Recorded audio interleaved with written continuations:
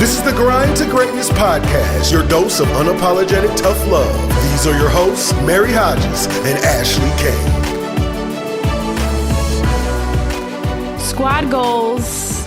Hey, welcome to the Grind to Greatness podcast. I'm Ashley Kane, and Mary Hodges is here with me. You guys all know us by now. This episode is about squad goals, so influencing or elevating your circle around you. It is so important, just as important as your own self-development is having people around you who really add to your life, don't take away from your journey. You can't pick your family, but you can definitely pick your friends, right? So you want to pick friends that obviously support you, and I know we've all learned this throughout our lives. I mean, we didn't get to be the age we are without having some shitty friends or having some really supportive friends. So I know that everyone is familiar with this topic, but we want to go into it deeper and really dive into it. Your friends shouldn't drag you down, but you want them to keep it real when they need to. And that's something I know that I pride myself in, is keeping it real. And it's just as important to make friends with people that are at a higher level than you. And that's something that I know that I've been working on just as an entrepreneur. So I'm super excited about this episode.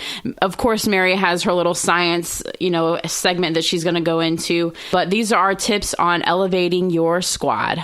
There's some really popular quotes from big names in the success space that I'm sure most of you or some of you may be familiar with. Well, for one, there's an old proverb, show me your friends and I'll tell you who you are.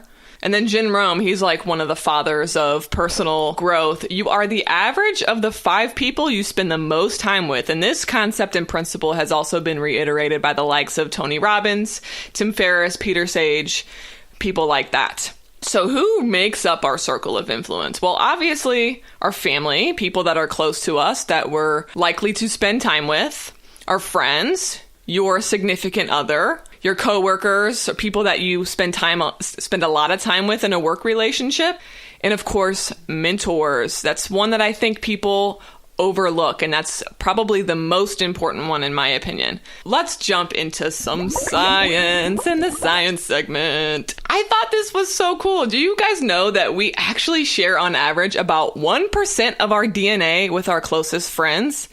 That is like the equivalent amount of DNA that you share with your 4th cousin.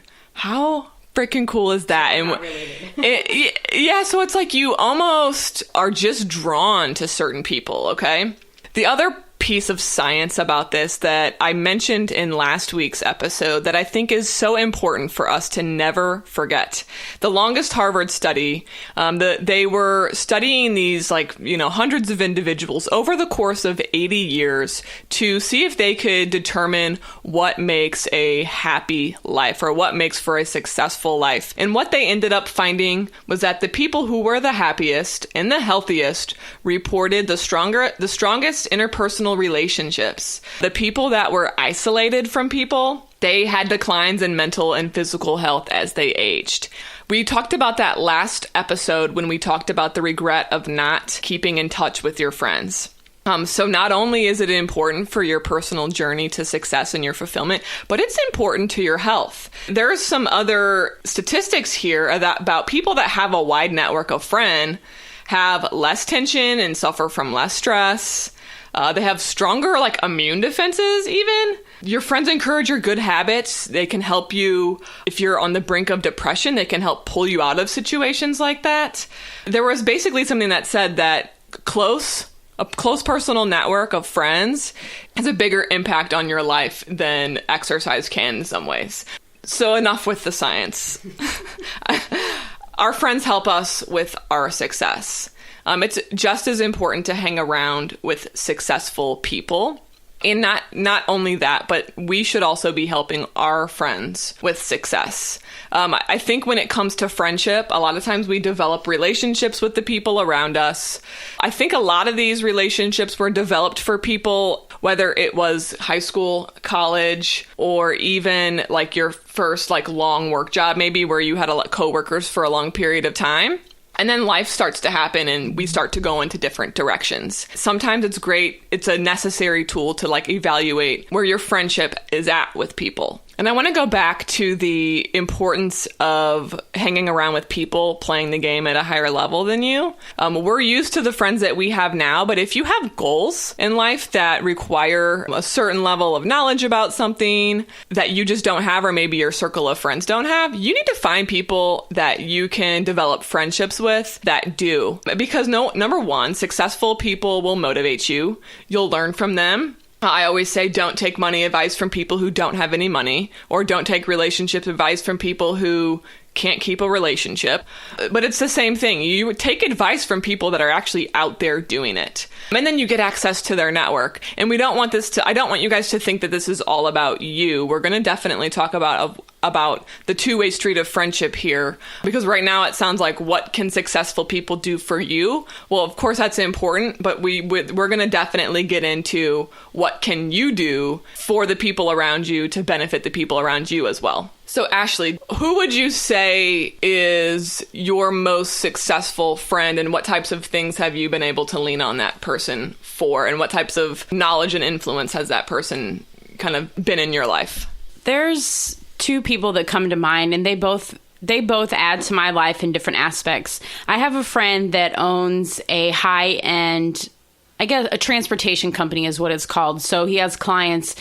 It's kind of like a high-scale Uber, but he's more personally connected with his clients. They call him when they need him. He deals with a lot of business people, and he's constantly upgraded his cars, which is a monetary thing. But for him, that's important in his business, because he wants people to feel like they're riding in something that's, luxurious. And if all of a sudden, he's picking you up in average sedan, and then next time you see him, he's picking you up in, an Escalade. And then the next time you see him, now he has this, beautiful like Benz.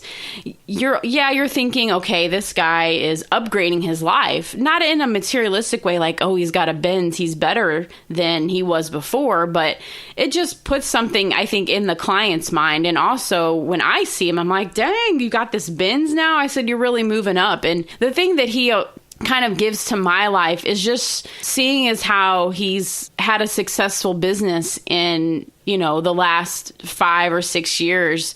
And I've known him for about 10 years, and I saw him start the business. I saw him move up in his journey, and just the things that he's dealt with and advice that he's given me. And I kind of strive to get in his network, because he knows a ton of business people that fly all around the country. So for him, that's the type of person, when you said, strive to be with those people that kind of at a higher level of success than you. And then I have my other friend that I've told you guys about from Trinidad. And although he may not be in a higher success level than I feel that I'm at, his knowledge is crazy. Like, he's the one who taught me about the law of attraction and got me on my whole journey about self-improvement and thinking in a different light than I used to. So for me and him, we give each other tips, and we have conversation about improving yourself. And to me, that's exciting, because that's the kind of friends that I want, is people who are trying to grow. And so I love those two people, and they both have amazing accents. She has a thing for accents. How do you like my accent, Ashley? Where's that from? I have no idea. So I like what you said about the peer thing too, because we're going to get into that, about how your peers, it's not just about people that are more successful than you, but how your peers can also add value to you as well, and you can add value to them. I would say I've been blessed to know a lot of people that are out there doing the damn thing, basically. I talked about my friend Ricky last week, but I would say closest to me now in my life at this moment in time, there's this couple, Tony and Rhonda Lucero. They are in a business with me, a health and wellness business, and a business that we're launching some really new, exciting initiatives about having these amazing life experiences. And they've, in the past couple years, generated about $6 million in revenue from this. It's like I said, it's not just about the money, but for me, it's about this couple's willingness to mentor everyone on their team and to just have that really big heart. I think I might have mentioned this on an episode before, where I had this notion when I was younger that rich people, I think it was the Money Mindset episode 3, where people with money must be greedy or something like that, because I did not come from a life, I came from a blue collar family. And what I've learned as I've gotten older is that's not really true. Actually, most self-made millionaires are extremely gracious and extremely kind and understand that when they were on their journey, there were people that were reaching their hand out to help them and to guide them and to mentor them. And so when they get to a certain level of success, they always wanted to make sure, hey, if we got somebody that comes in and is excited and wants to put in the work, we're going to take them along with us. And we're going to do whatever we can to be there for the people that we know. And, for me, that is just been a really amazing experience to see just the level of kindness and graciousness that these two people that could be doing anything they want with their time. They have enough money to just say, see y'all, we're going to go away for a year.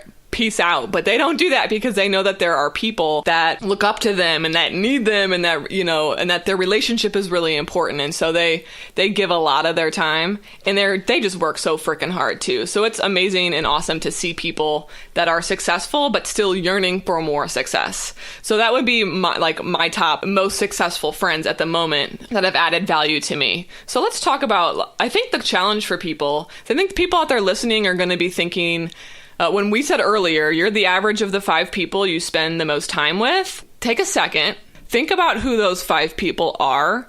If you know where their income level is, where their mindset level is, things of that nature, I bet you'll find that you fit probably just right neatly into where they are too. And if it's not where you want to be, then that's where we got to start talking about, do you need to reevaluate your friendship with some of the closest people around you? That sounds really harsh. This is like one of those topics I think for people they really struggle with. So Ashley, how do they know they need to ditch a friend without being an asshole? Basically, that's where I think the challenge is for people. Well, I think you're going to be an asshole and you just have to not care. So you mentioned a guy named Peter Sage earlier, and he suggests that you end relationships with friends that don't fit into your model of who you want to be, and he suggests that you outgrow friends and you should get rid of them. And I actually agree with this to a certain extent. I always say this is kind of my thing, is it's a double-sided sword. I know that's not the saying, but that's how I kind of feel about it. So for me, I think that if you have friends that just suck your energy, they drain you, they're not about shit, they just are going in a totally different, the directions can be different because you're not going to always do all the same things your friends want to do. They may not understand your vision of being an entrepreneur. They may not, you may not get their dream of going to college and, getting a corporate job. But if you guys are both growing in your own ways and you're adding to each other, great. But if you're not, you really need to look at it and say, when I'm around this person, does my energy turn negative or does my energy turn positive? When I'm around them, do I inflict negative energy? Do they inflict negative energy? And really think about that. It's hard as shit to get rid of somebody. It is, because we don't want to. But if you want to improve yourself, you have to. And that's the hard thing. And I can't give everyone advice on how exactly to do this, but I can tell you that you really, really have to evaluate the energy levels that are going on between you two. I know for me and Mary, we're doing something that we both really love. And so we keep each other on point with, did you get this done? Did we get this done? How are we progressing? So I feel like our relationship is a growth relationship and it's a business relationship, but also a friend type of thing. So I don't think we could do this if we didn't get along with each other. And then on the other flip side, I think the word friend is kind of being used a little bit loosely in what Peter Sage said, because a friend may still be someone that you care about or even love, but some people you just have to love from a distance. And I learned that a couple times this year because I am really on a growth spurt and I want to have people around me who challenge me, and I'm not just constantly giving them advice and they're asking me for advice and they're not doing anything to improve their situation. So I agree with almost everything you said, where I think Peter Sage's advice is almost on the absolute harsh end of the spectrum. I think when he says, let me go back to what it is that he says, he suggests that if you outgrow your friends, you should get rid of them. Now, where I don't agree with that is that, for one, everyone has different seasons in life. So you could be, like Ashley said, she's on a growth spurt, but not everybody follows that same growth spurt. So if you look at it from a standpoint of, okay, I'm growing and you're not, see you later. Well, what happens when it's their time to grow and your time not to, and they fucking ditch you? That's what I kind of looked at it like. It was like, I feel like that's where it's like, that's where you are an asshole, in my opinion. Because everyone goes through different seasons. It's really a question about whether that person is sucking energy out of you. I think that's the important thing, is that person dragging you down. Just because that person's not on the same growth spurt that you are, regardless of what their path is, maybe you're outgrowing them in some ways, but it doesn't mean that they're not adding value to you in some way or another. I have all kinds of friends. We're not all at the same level, but just because there's some people who maybe they're feeling like, oh, they're not being, they want a new career and they're just stuck and they don't know where to go. Should I ditch them because I feel like I'm moving forward faster than they are? Fuck no. That's when friendship becomes a two-way street.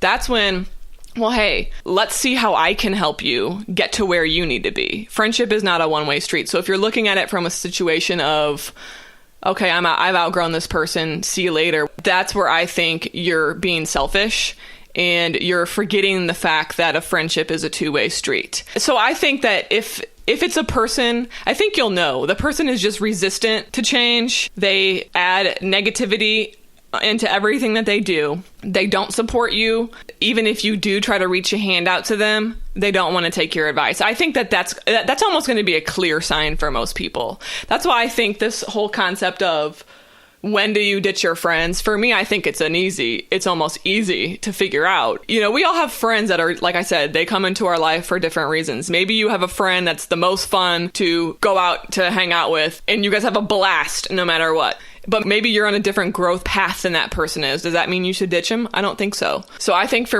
me, the answer is pretty clear. It's, does the person suck energy out of you? Are they always negative?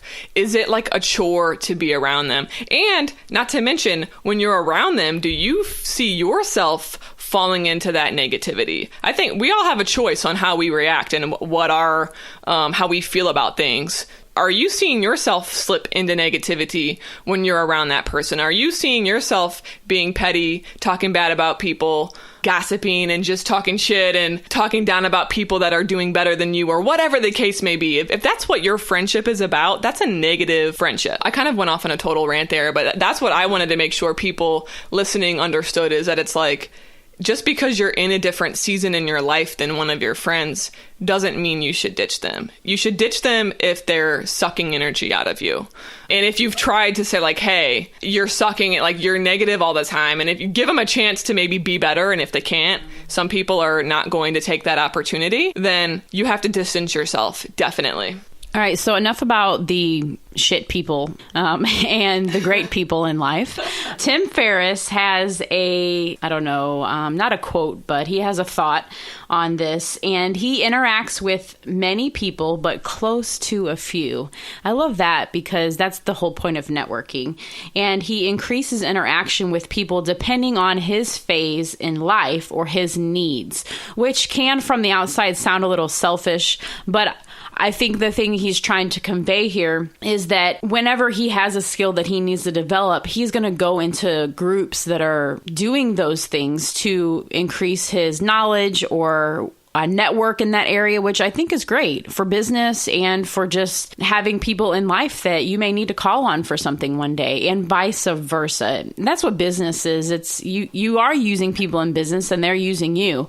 And a lot of these guys who we've talked about, their whole business is around self-development and networking and stuff like that. So that's why I think they kind of go hand in hand. So remember, we talked about it's a two-way street, and are you adding value to someone's life? Are they adding value to your life? And I know I've struggled in the past, like, where do I meet these people? Where do I meet these amazing people in St. Louis that I don't already know? How do I meet these upper echelon people that I want to get into the income level that they're in, or I want to get into the field that they're in? And there's some things out there. Some of these might be a little bit old fashioned to us, but they're still out there. One of them I found out about a few years ago was called Events and Adventures Club. I know there was one in Kansas City. I don't know if there's one in St. Louis, but I'm sure there's plenty all around the country that you guys can get into. basically you go do fun things and you meet people, which is a really easy way because you're doing activities and you're just naturally connecting with people. So that's a really fun way to do it. Also, there's friends of your friends. I know my personal experience, I've made a couple of friends with mutual friends.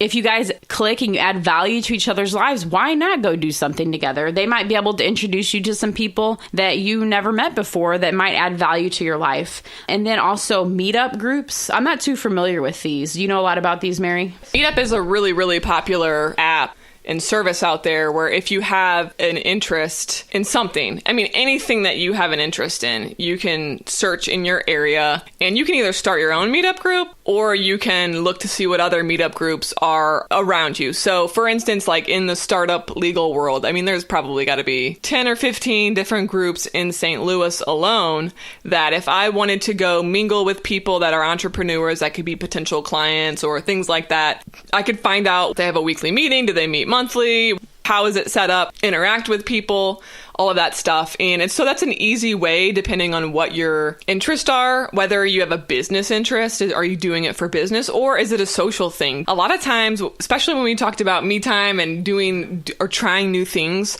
this is a great way. I think we actually mentioned this in a podcast before, but this is a great way to find hobby groups of people that have an interest just like you. And if you have an interest that's not in Meetup, then you can make your own, and you can make your own group and say, okay, we want to kayak, whatever, you got a lake around you or something. This is totally left field because I don't kayak. I have an aunt that does, though, and she listens to the show, and she's totally kick-ass. She likes to kayak, for instance. So what if she wanted to find other people around that kayak and there isn't a meetup group? She could make a meetup group and say, we're going to meet at this lake here in St. Louis these days and this time. And other people may be like, oh, sweet, I'm going to join that. Or I've always been interested in kayaking and I don't know enough about it. And they can join. It's a really, really cool way to reach out to the people that you want to reach out to and find new people.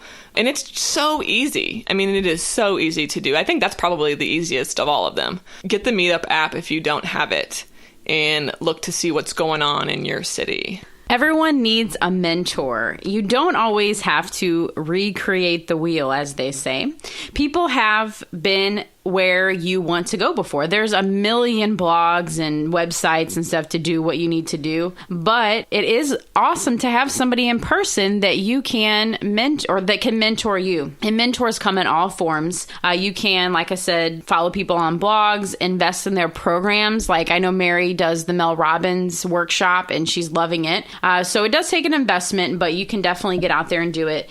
It can also be someone who's available for a quick Q&A session. Maybe you just want to know something and they can email you or chat you back. Your peers. Some people, I have a friend that is married, so I used to ask single people for advice, but I don't do that anymore. I ask my married friend. She gives amazing advice. So your peers can be there for you.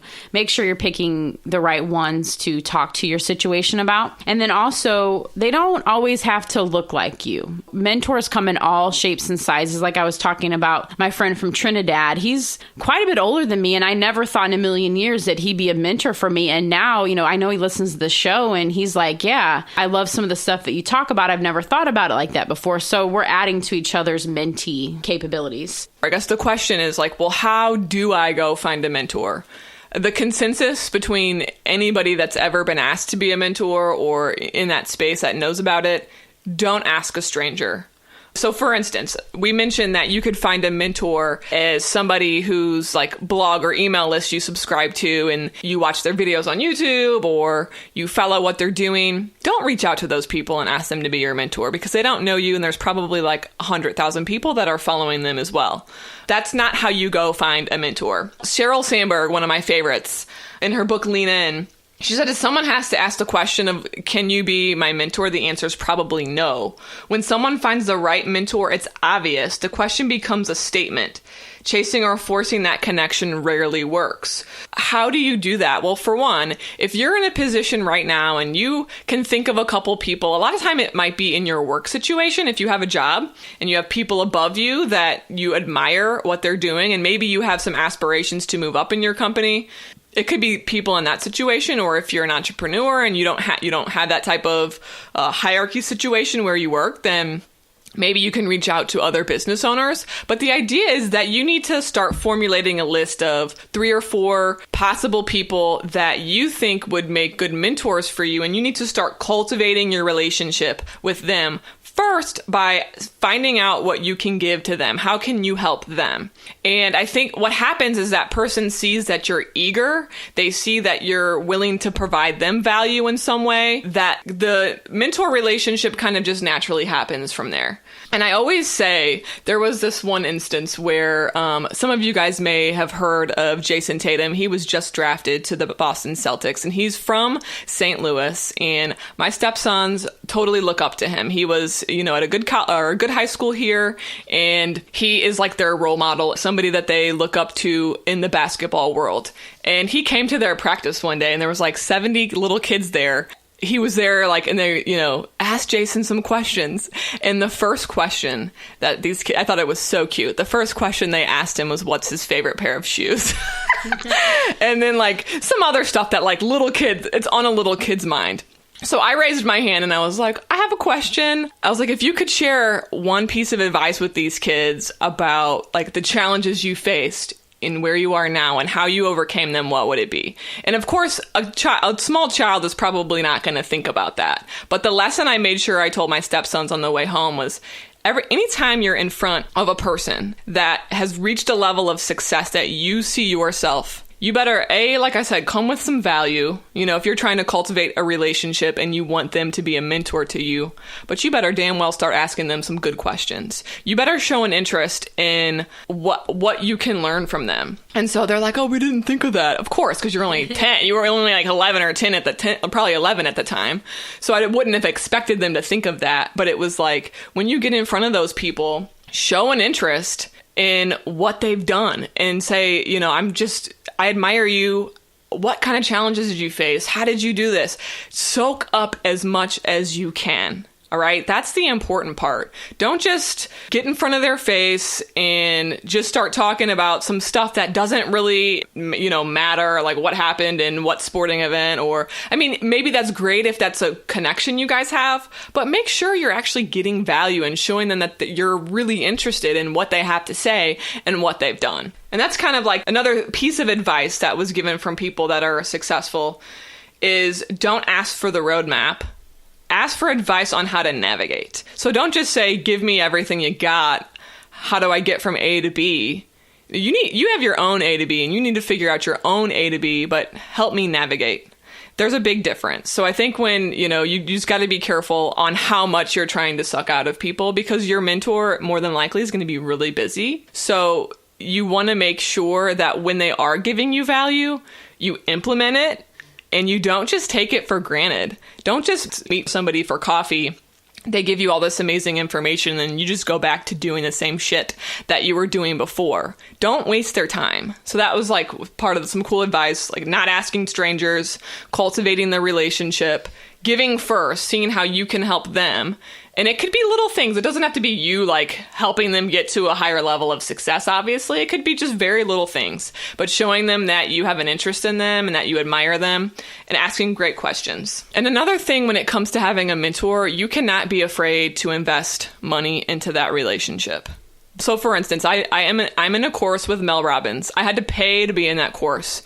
And when she offered that course for sale, there were people that bitched and complained about the fact that she was selling a program for $300. I had to basically share some tough love with them.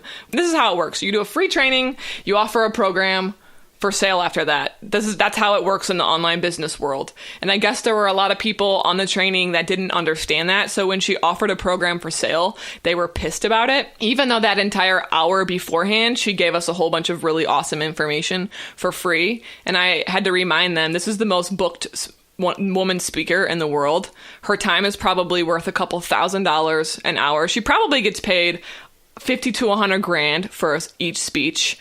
and you're over here bitching that she's asking for $300 out of you for an online program, that's your mentality. You're not going to have much success in life with that type of mentality. You have to be willing to invest into your relationship with your mentor, whether that's actually paying them to coach you, always picking up the tab, never ever letting them pick up the tab, unless they invite you to dinner and say, like, this is a treat on me. Always pick up the tab when you meet with your mentor, and just not being afraid. It takes money to make money. If you're not willing to invest into that relationship, then don't expect anything out of it. Ashley, do you have anything to say about that? Man, you were pissed. I was, dude. I was so pissed. I wanted to mention a book. It's a book that was written in the 30s, and it is one of the staples to personal development and growth and business, is Dale Carnegie's How to Win Friends and Influence People. And there's a ton of YouTube videos that breaks the book down if it's a book that you're interested in, or he does have it on audio now, obviously, too, with, you know, all the Audible stuff and that kind of thing. So the great thing about this book is it goes along with some of the things that we're talking about. And it's not just about, this episode isn't just about winning new friends, but it's also about learning about your current circle. A couple things that you can take away from his book. One of the theories in the book is about making new friends and having them share with you something about them, because people love to talk about themselves. It's a known thing. So you can increase your amount of friends quickly and easily, and also increase your popularity. And that's not what it's all about. But if you're trying to get out there and do like the meetup stuff, or you're trying to do the events and adventures, you want to make sure that you're actually engaging with them and finding out things about them. It's much easier to make friends when they think that you're interested in what they're doing, instead of just getting them to be interested in what you're doing, which I thought was a pretty cool point. Also, enable you to win new clients and new customers, increase your earning power, make you a better salesman or a better executive, help you handle complaints and avoid arguments in your business, make you a better speaker, more entertaining and conversational. So this can help in all kinds of aspects of business life, personal life. This can also arouse your enthusiasm among your friends and your family. So this book is really awesome, and we're going to put it in the show notes. Also, there's a ton of YouTube videos about the book. If maybe you either don't have a ton of time to put this into your reading list, but you're interested in the book, you can definitely check it out. And then we wanted to also go into some action items, of course, so you guys have some awesome takeaways from this episode to implement it into your life. Okay, guys, that was a jam-packed episode, and we talked about why your squad is super important, why the people that are closest to you in your life, whether that's your friends, your family, your coworkers, the mentor you find, why it's important, A, to analyze who's with you currently, B, to level up some of the people that you hang out with, and then C, to understand how to get a mentor. And then also when you have to distance people from your life, completely remove them or distance people from your life. So we're going to go into the action steps. The first one is going to be analyze your squad. Remember we said the top 5 people that you spend the most time with, you're about the average of. Who are those top 5 people? Analyze your squad. What's the current situation look like for you? Is there anyone holding you back? That goes to number 2, ditch the negativity. Want to bring up something real quickly. What happens when you have negative family? You can't get rid of your family. Well, in the situation there, you have to really distance your time with them. And that can be done, that's really challenging for people, but that could just be like maybe seeing them on holidays. But guys, when it comes to your success, you have to be very strong in your convictions about the fact that your success and your happiness and your positivity is important. So if somebody's a negative drain on you and your family, at some point you either just limit the time, or sadly, maybe you just don't see them. Analyze your analyze your 5, your squad. Ditch the negativity if there's negativity in your life from your friends. Ashley's going to go into the next 3. Number 3, join one new meetup. There's tons of them out there. Mary told you all about it. I'm going to do that too. And also, number 4, pick one way to add value to a friend and do it. That's awesome, because it's giving back, and that will always bring you good karma.